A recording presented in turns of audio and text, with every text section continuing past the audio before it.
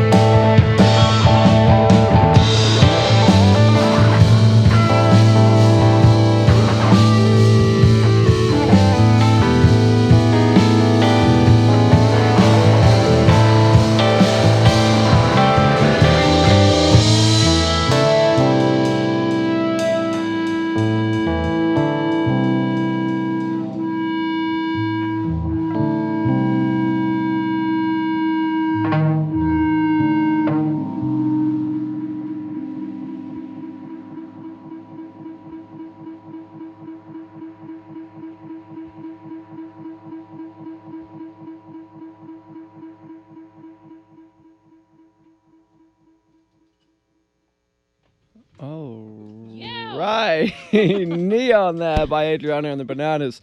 Kind of prog rocky, actually, that one. Oh, okay. Do you want to tell us a little bit about that track? That one was actually written while I was in college, a fairly long time ago. Um, and I was kind of in a place where I was just in the practice rooms constantly, just kind of in my own little world, me and the piano writing songs. And there was kind of this moment where I was like, why am I doing the same thing over and over? This is so weird. What a strange existence being a musician. And then I kind of decided to keep doing it. And this was kind of my Zen prayer to my little neon speck inside of me to keep going and going. Oh, clearly it worked. I hope so. Has the track, you say you made it quite a while ago, you wrote quite a while ago, has the track changed significantly or not at all or somewhere in the middle since you came up with it to where it is now?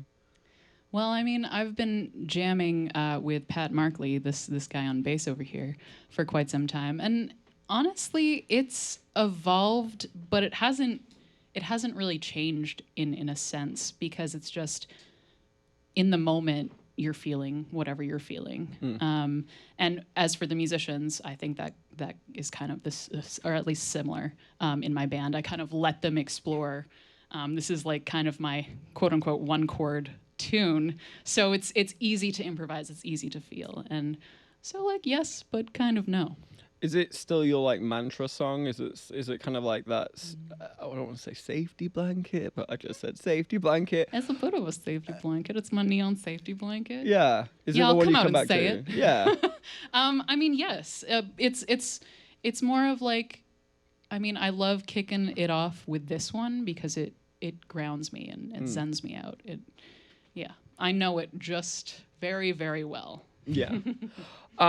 How rude of me! I didn't let you introduce the band. Yes. You managed to introduce one, so you should introduce the rest. Or in Pat fact, let's just Markley go on from the the bass. beginning again. Yeah. Pat Markley on the bass to my right. In behind is Matthew Jaden on the drums. And to my right, Luke Autry on guitar. That's my left. That is your left. That's Banana. As someone in the theatre, I'd expect you to know, your rights and your lefts. Still can't do stage right, stage left. Yeah. I have to think about it for a second. So as I mentioned, this is I think your third time coming on. We had you a long, long time ago when I've interviewed you. I think last year you got interviewed by Abby. Yeah. Oh yeah. So I guess what have you been up to since 2017? I think I interviewed you last, but really, what have you been up to in the last year? Goodness. Yeah. I mean, my new album, my first full-length album, finally came out.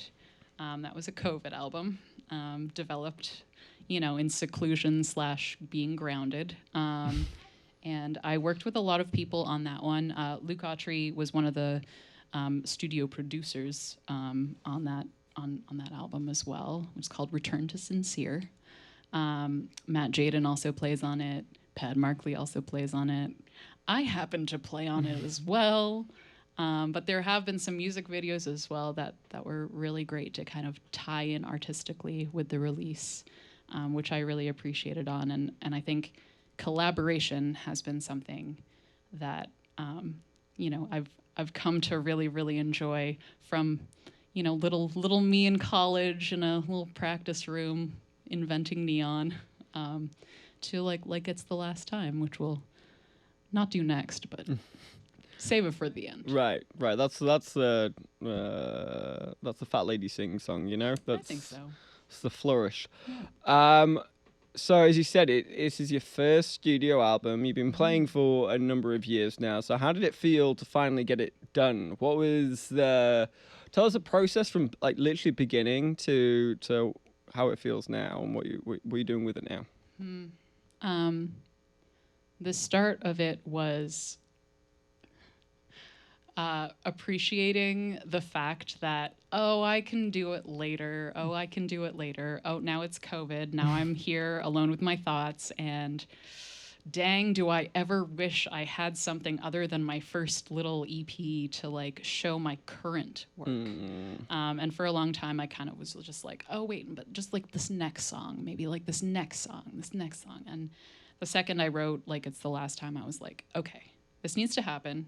I don't really know at what capacity, but I just kind of started amalgamating the songs that I've been playing throughout the years with musicians as well, and their inspiration when they bring it in to the stage / rehearsal, and it just kind of melded into this creature that equaled a thing about different perspectives and different routines. Yeah.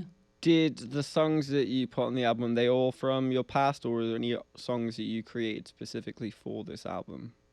Well, I always have like an album in the back of my mind. I think Return to Sincere, actually, the titular track, was the one that I kind of wrote at the end that kind of meshed everything together, that kind of also pushed my electronic side of me a little bit more, because I wanted to show, different perspectives of the same kind of routine that we all go through, morning, noon, night. And that one kind of encompassed this like new direction of mine that I had to have in there. Is that what Return to Sincere refers to? The kind of the day-to-day routines, the mantras, the little talisman that you do on a daily basis in order to ground you? Is that what the Return to Sincere refers to? Ground me. Well, I think it's more the acceptance of wherever you are in that routine. If you hate it, if you're kind of sick of it, if you're on the return to sincerity as to gratefulness, as to, #grateful about everything, in our white privileged lives / or not so. Yeah, that all coming together in this circular type disc. Yeah. To give to people was yeah. And when did the album come out? It came out last year. It's been almost a year. Actually, no, it has been a year and like 1 week. Oh, wow. Yeah. So in your last one, you were like just about to release that. How is this? How's the reception been in the year that you've had with this album kind of being out there? It's not just your one EP anymore. You've got this kind of this thing that you were looking for back in the COVID days, and you've actually produced it and finished it and sent it out to everyone. How's that been for you? It kind of makes things more real to a certain extent. And it also makes me feel really, really honored to work with people around me. I don't know. Musicians are a very rare breed that, like, just standard band, you need so many different perspectives on their own, doing their own thing, and also being a team to a certain degree. So I think as far as I don't know. I think in my head I was like, oh yeah, well the band doesn't have to, like they can chill, like we can take a year off, whatever. But I think this album kind of was like made me be like, all right, how about let's use this? Let's do the ugly self-promotion that, on so many levels is very difficult. Yeah. At least it's very vulnerable. For me. Yeah. It's tough. Like tooting your own horn. It's like it's a weird game. And very time consuming as well. And so I decided to just like kind of book even more shows and like do the advertising stuff. So that was a cool experience as well. I've never really done that before. Yeah. Well, I'd love to explore a little bit more about the collaborative experience you've had in a little minute, as well as talk about a couple of these videos that you created. I watched them earlier on today. Very well produced. Oh, nice. But first of all, let's hear another song. So what you got for us? Sure. Well, speaking of music videos, let's do Galaxy Eyes.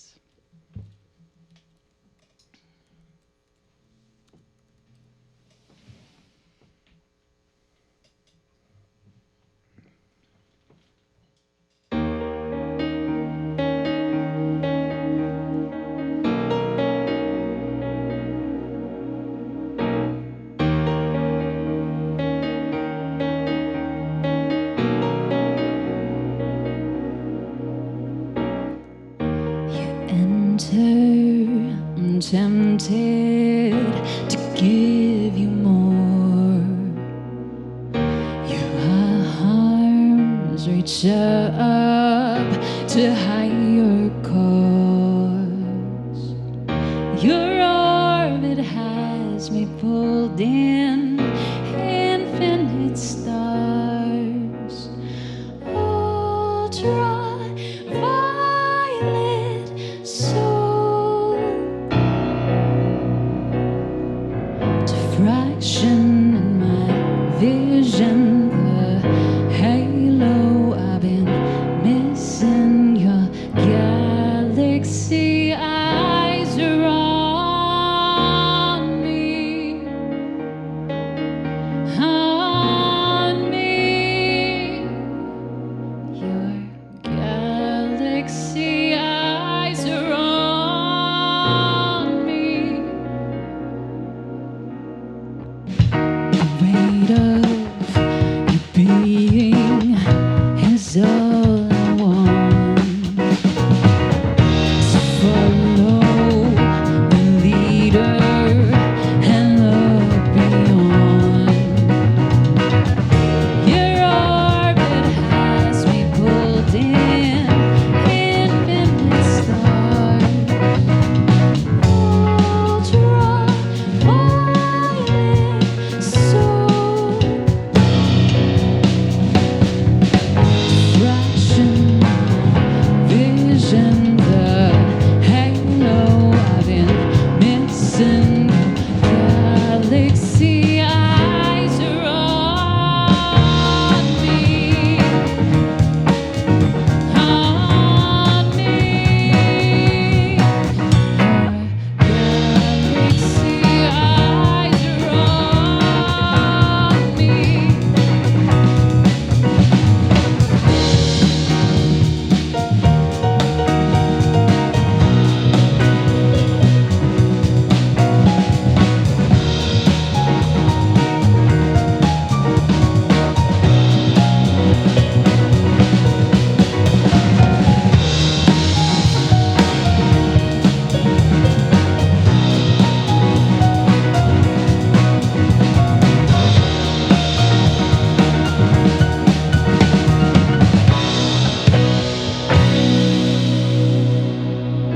Diffraction in my vision, the halo I've been missing. Your galaxy eyes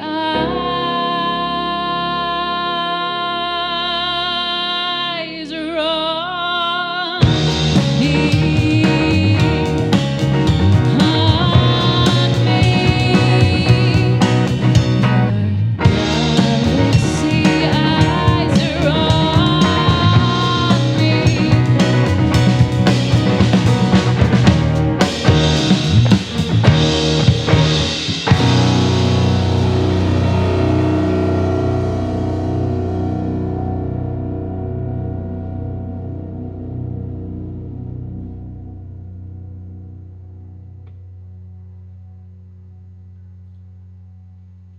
All right, Galaxy Eyes there by Adriana and the Bananas. So Galaxy Eyes was one of the tracks you created a music video for. Yeah.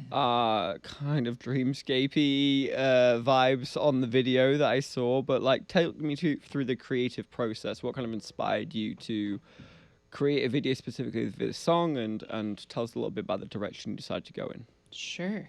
Yeah, so the song itself is all about kind of the human condition in regards to hoping that you achieve some kind of higher existence or higher meaning. I kind of left it open to interpretation because everybody's experience is kind of different relating to that. But there is, this quest as we are alive, this desire to, reach upwards, to get meaning from existence. Even thinking of a higher power for some, to, get our lives fulfilled to a certain degree. So this song's about that. And, space is cool too. So, the thought of galaxy eyes, all knowing, all being kind of a human, seeing all, knowing all. As far as the music video, hopefully, in a certain sense, it's kind of reflected. Luke Autry actually did video on that one. I was going to say, Luke, I saw your name at the end of the video. So, Luke, do you mind coming up and telling us a little bit about your creative process about creating the video? Sure. It's probably pretty rare that you see my name at the end of a video because I don't really like doing video. I mean, I do like it. I just don't like sitting at a computer for longer than I already do in my life. So I kind of avoid video. So when Andriana convinced me to do the filming for it, my one caveat was that I'm doing everything in real time. We're going to use pieces of glass. We're going to use stuff in the air. We're going to spin cameras around. We're going to spin glasses around. We're going to use water. Pretty much whatever we can use to manipulate and refract the light going in so that we're not doing these effects in post. So pretty much every effect that you saw in that music video was done manually in real time and recorded just like that. Fantastic. And she did all the editing. Yes. So I handed over hundreds of gigabytes of just weird things that we had, filmed together, and we did it all in the studio across the hall. Oh, fantastic. And then she went to town on it. Yes, Andriana, was that your first time editing video? Or did you have to learn this yourself? Or was this something you know already? I was a YouTube person at the dawn of vlogging. Oh. So I had a very bare understanding of kind of cute little effects that you can do, beginning, middle, end kind of a thing. And I had, a brief little intro that way to editing. I did edit my first video, which was actually Cascade. And I also I've edited all of them actually, mostly because I have a very specific vision. And I do let, the videographers do their thing. Don't get me wrong, that consists of probably 80% of the amazingness of the video. But if there's specific things that I want to move the story along, no matter how abstract it is, kind of like how Galaxy Eyes was fairly abstract versus It's the Last Time is a little bit more linear. I really wanted control over those concepts to come out properly. And It's the Last Time as well. I actually had Luke do some video. Josh Miner did some video as well, and also Anthony Marks. He also did some. So combined with a ridiculous amount of gigs of files and me at a certain point probably going a little bit loopy and not really knowing what I was editing anymore, I was able to do all three of those. I dipped my toe very briefly into video editing in winter this year. Oh, amazing. And one evening was enough for me to be like, I am done. This is not the part I want to do. I will find people, I will record them, but I will not do the editing. It's not for me. It's so time consuming. Yeah. Yeah. Yeah. Why Galaxy Eyes? Was it because this song is a single on the album, it's one of my favorite ones, or was it I've got a vision for the way this looks in my head and I need to put it on a screen? I think it was a combo of how it was produced and also having fun with space and light refractions, just welcomed some visions, some ideas. Some of my other songs kind of did that, but not as immediate as Galaxy Eyes, which was kind of almost automatic. And Luke also brought in his ideas as well. Yeah. And we spent a few afternoons shopping around, going to architectural warehouse stores and that kind of thing, just finding old wavy glass and that kind of thing. Yeah. Anything that wasn't perfect was potentially usable for us. It turned into a really cool music video, so congratulations. Oh, thanks. It's one thing to do an album, it's quite another one to do an album and then also create the music videos for singles on the album. I might not be done yet with the music videos, Yeah, but who knows? I don't want to jinx it. I don't know. Well, I'd love to hear another song. So what have you got for us? Yes. So this one is the newest. It's called Dirty Crawl.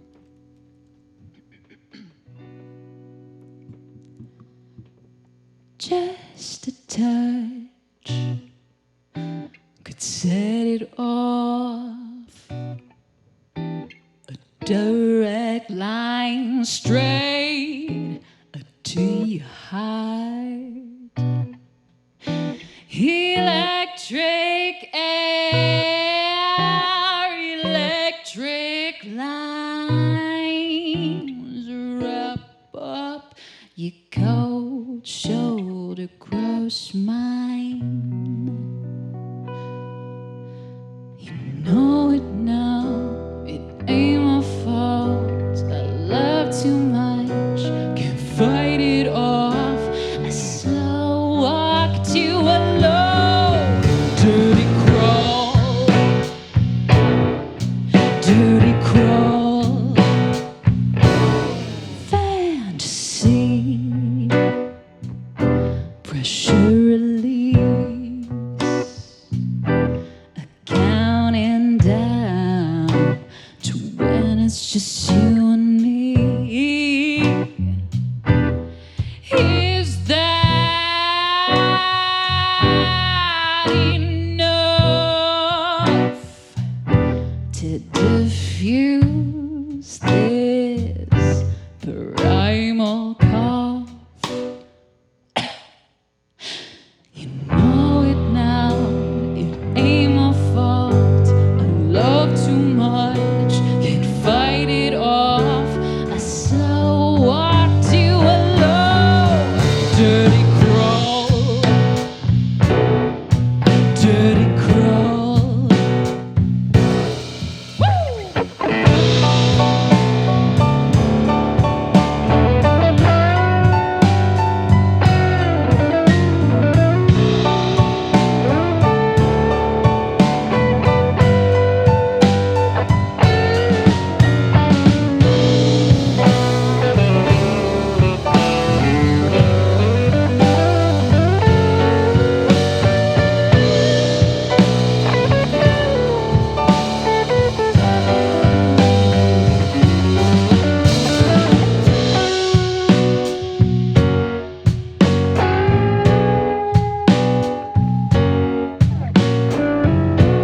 Free me of care, head pressed against the wall. You won't hear from me again. Your turn to dirty crawl. You know it now, it ain't my fault.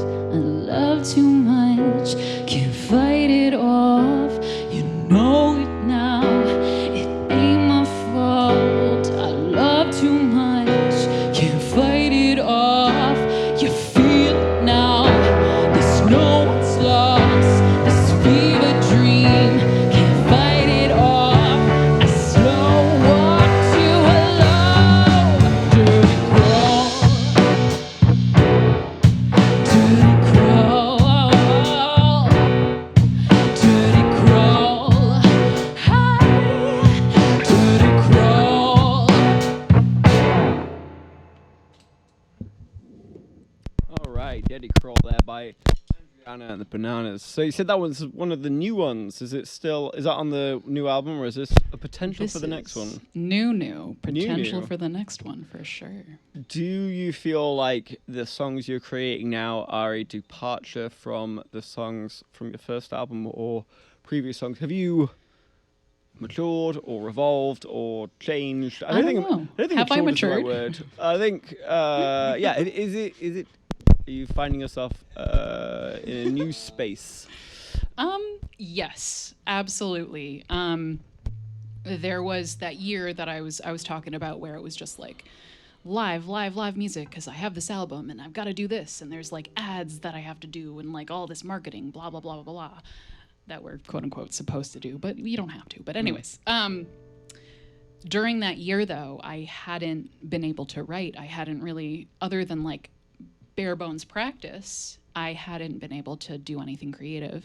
So after a while, I was kind of dealing with this weird writer's block. And then once the winter kind of started thawing, like 4 songs came out of nowhere, and that was one of them. And they came differently for sure. And I know as an artist that I enjoy accepting however they come to me. Like Neon was a poem first, and then the music came. Dirty Crawl was, I was listening to Elvis, and I was like, and I think there was someone who told me, why don't you write anything sexy? And I was like, well, I don't know. And that's like haunted me for the past maybe 5 years. I was actually Pat Markley. And I was like, I don't know, that's so strange. I don't know why I haven't like written anything other than like cutesy love songs. Why haven't I done something a little bit dirtier? Yeah. So, yeah. Yeah, definitely that different came about. direction. For So sure. it's good. Like I said, evolving. And with that year of gigging and putting yourself out there, I mean, you're a theatre kid. Was that something you really fully embraced, and by the end of it, you're like, I kind of still love it. I want to still go out and perform, or by the end of it, were you like, I'm kind of ready for a break? How was it for you? I needed a break. Yeah. Yeah. I mean, I certainly enjoy it, but I was also like, I need to write more songs so I can like not go insane on stage and like not drive my musicians absolutely crazy, and like be able to do more shows as well. So I think that kind of like key to unlock the future of Andriana and the Bananas was mostly like also fueled by just the promise of perhaps doing more. Did you have your routine down pat by the end of the year? Did you have like specific things you engage the audience with? Did you have little dance moves, maybe pyrotechnics? What did you have anything like that, or are you kind of a get on stage and you do your thing and then you get off kind of thing? Well, it's tough because every gig is so different. Every show is so different. I'm right now kind of working on perhaps becoming more of a front woman and leaving the piano. So we'll see how that goes. That's kind of the next chapter. And theatrics with that, at least in my head, I'm a really great front woman, but who knows?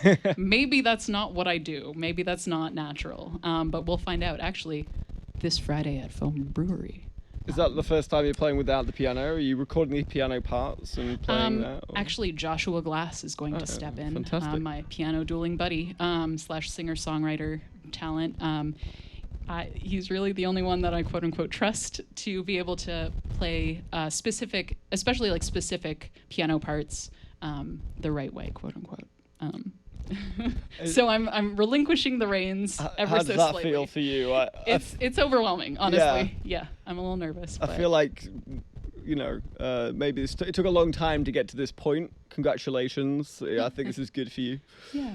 Thank you. I think having just the microphone in front of you will unleash new things. Yeah, it seems like I'm always doing 5 things at once anyways. So, yeah, being just a voice behind a mic would be nice. Are you going into it just, are you going to practice beforehand just on the mic, or are you just going to go into it like first time, get up on stage, let's just see what happens? Oh yeah, that's me. No rehearsal whatsoever. No, actually, right after this, we're going to rehearse for a little bit with Josh, and we'll see what we can do. And I've already kind of taught him my parts and stuff, so now the integration happens. Yeah, that's really exciting. Yeah. And do you have many other gigs lined up for the rest of the summer? Are you pretty busy? Yes. Almost as busy as last year. Should I say a few Oh, yeah, of go the ahead. highlights? All right, I've got this Google Doc up here. Came prepared. Just a little. So, well, today is Big Heavy World Day, which is amazing. I love being here at the Radiator. Tomorrow, June 29th, Talta Lodge in Stowe. Piano Duel, The Return, 5:30 to 8:30. But this Friday at Foam is like the big one. 9 p.m. Supporting Jacqueline Rowe, who is a touring band. Very fun. It's going to be a really fun night. And then another one that's probably going to be a highlight is July 7th at Radio Bean. It's going to be just like a rock night. I won't say the bands yet, but it's gonna be local goodness for sure. Luke's taking a peek. And then there's July 15th, Plattsburgh, the Strand for Jumpin' in July Fest, which is also a big one. Yeah, and Wow, you only got into July, and we. Yes, I mean it's the end of June. Yeah, and you've got 3 gigs from now until July. It's Oh, I've got more than that. Don't worry.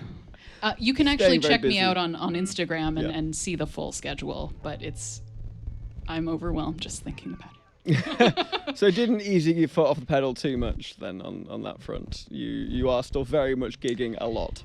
I think this year was I kind of need that, and this new song is actually the new songs that I've written are exciting to me, and I want to show everybody. So. Yeah. Well, we've got about time for one more song. Yay. Anything else you want to plug before we leave you? I don't know. Pat Markley's awesome. Matthew Jaden is awesome. Luke Autry is awesome. We're Andriana and the Bananas. But we would love to see everybody this Friday at Foam. It would be really super cool. And yeah, check out my Instas for more show dates. We always like people in the crowds and connecting with them. It's also the only sunny day this week. So 9 o'clock at Foam is a great sunset spot, and golden hour, and it's the only nice day. Banana hour. Oh no. That's gonna get mentioned on stage, I bet. All right, what have you got left to play us? We've got Like It's the Last Time.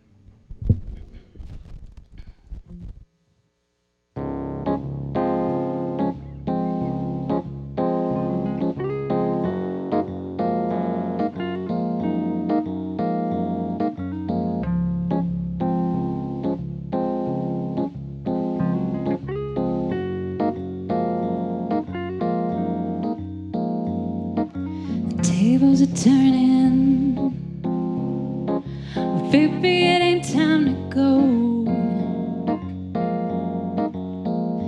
This place is deserted, but you still decided to show. Oh no, the ruins round and were the right.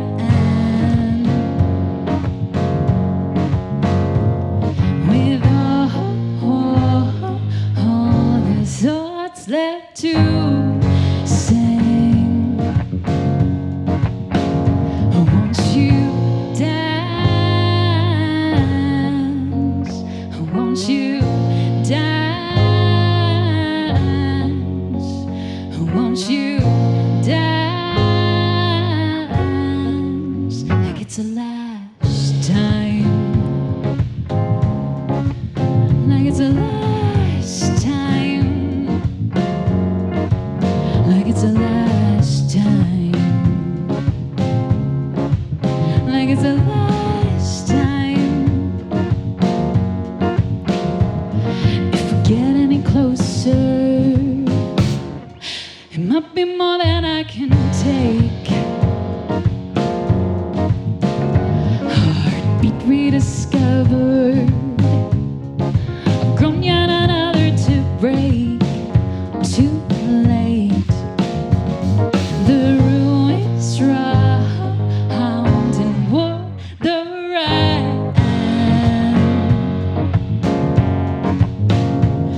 With all the thoughts left to sing. Won't you dance?